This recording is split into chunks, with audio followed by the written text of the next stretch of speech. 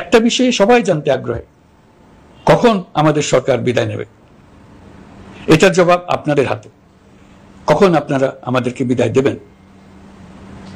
আমরা কেউ দেশ শাসনের মানুষ নই।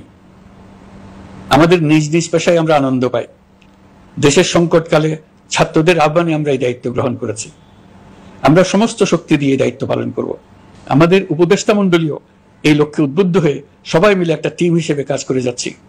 কখন নির্বাচন হবে সেটা সম্পূর্ণ রাজনৈতিক সিদ্ধান্ত, আমাদের সিদ্ধান্ত নয়। দেশবাসীকে ঠিক করতে হবে আপনারা কখন আমাদেরকে ছেড়ে দেবেন। আমরা ছাত্রদের আহ্বানে এসেছি, তারা আমাদের প্রাথমিক নিয়োগকর্তা। দেশের আপামর জনসাধারণ আমাদের নিয়োগ সমর্থন করেছে।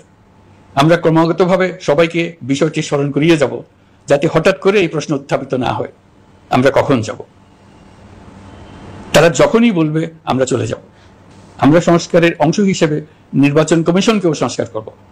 কমিশনকে যে কোনো সময় আদর্শ নির্বাচনের জন্য প্রস্তুত রাখব। আমরা বিভিন্ন সংস্কারের কাজ শুরু করেছি। দেশবাসীকে অনুরোধ করব একটা আলোচনা শুরু করতে। আমরা সর্বনিম্ন কি কি কাজ সম্পূর্ণ করে যাব, কি কি কাজ মোটামুটি করে গেলে হবে। এই আলোচনার মাধ্যমে আমরা একটা দিক নির্দেশনা পেতে পারি। তবে চূড়ান্ত সিদ্ধান্ত রাজনৈতিক সিদ্ধান্ত, সেটা রাজনৈতিক আলোচনা থেকেই আসবে। এই দিক নির্দেশনা না পেলে আমরা দাতা সরকার এবং আন্তর্জাতিক অর্থনৈতিক প্রতিষ্ঠানসমূহের সঙ্গে আলোচনায় দৃঢ়তার সঙ্গে অগ্রসর হতে পারছি না। আমি নিশ্চয়তা দিচ্ছি, আমরা আমাদের পক্ষ থেকে মেয়াদ বৃদ্ধির কোনো প্রশ্ন তুলব না। আমরা আপনাদের সকলের দোয়া চাই।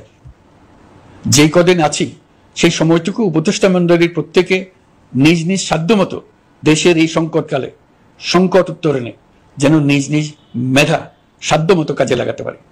নতুন বাংলাদেশ গড়ার যে সুযোগ ছাত্র জনতার রক্তের বিনিময়ে আমরা অর্জন করলাম, আমরা আমাদের মতানৈক্যের কারণে সেটা যেন হাতছাড়া করে না ফেলে, এটা আমরা নিশ্চিত করতে চাই। এই সুযোগ এবার হারিয়ে ফেললে আমরা জাতি হিসেবে পরাজিত হয়ে যাব।